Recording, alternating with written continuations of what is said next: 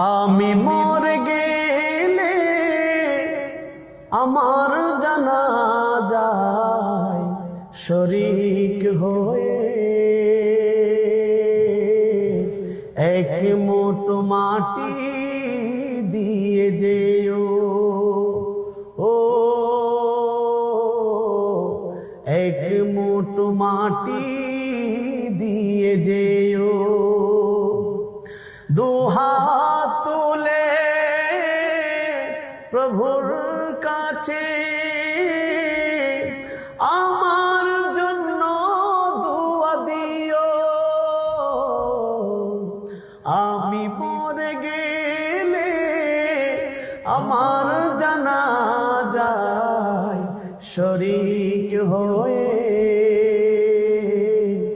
এক মুঠো মাটি